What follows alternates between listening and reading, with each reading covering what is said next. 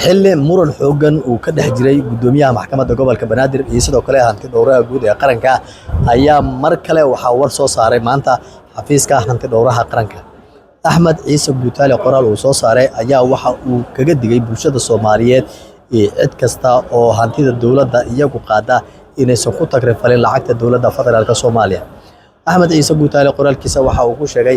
lacag account dawladeed oo aan sax ahayn inaysan jiri karin cid iyadu markaasi qaada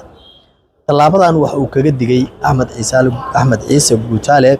hanti dhowraha guud ee qaranka cid kasta oo isku dayda in falal musuqmaasuq ay geysato sababta ugu weyn waxa uu ku sheegay hanti dhowraha guud ee qaranka in ay sii kordhayaan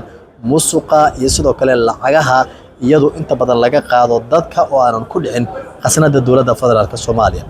war uu dhawaan soo saaray waxa uu ku sheegay in baaris guud lagu sameeyo maxkamadaha dalka oo iyagu musuq ugu badan uu ku jiro taasna waxa ay keentay in ay isku dhacaan gudoomiyaha maxkamadda gobolka Banaadir iyo sidoo kale hanti dhowraha guud ee qaranka murankooda aad u xooganaa ayaa waxa ay sababtay in Axmed Ciise Guutaale loogu yeero maxkamadda gobolka Banaadir oo hortaga balse gaashaanka ayuu arrinkaas u dururay maanta war kale oo weyn ayuu soo saaray oo ku aadan musuqa ee hantida dawladda federaalka Soomaaliya ee shakhsiyaadka ka tirsan dawladda iyagu ay geysanayaan shakhsiyaad gaar ah ayuu qoraalkiisa ku sheegay in lacagaha dawladda iyagu ay ku shubtaan ama ku ritaan account gaar ah oo private ay u leeyihiin si lacagahaasi ay u musuqaan balse waxa uu tilmaamay inaysan jiri doonin oo aysan dhici karin cid lunsan karta hantida dawladda federaalka Soomaaliya arrintan ayaa culays iyo cadaadis badan waxay ku noqonaysaa dad badan oo iyagu markii hore caan ku ahaa lunsashada hantida dawladda federaalka Soomaaliya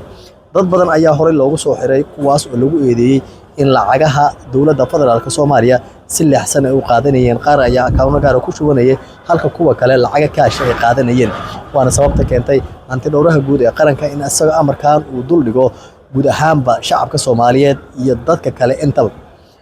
arrintan ayaa sii xoogeysanaysa marba marka ka dambaysa iyadoo wali wax xalaha aan laga gaarin khilaafkii u dhaxeeyay gudoomiyaha maxkamadda gobolka Banaadir iyo sidoo kale hanti dhowraha guud ee qaranka Axmed Ciise Guutaale ayaa wararka shalay ilaa xalay soconaya waxa ay sheegayeen in laga qaadi doono xilka hanti dhowraha guud ee qaranka marba haddii la sameynayo isku shaandhaynta golaha wasiirada Guutaale oo loo sababeynayay in xilka laga qaadayo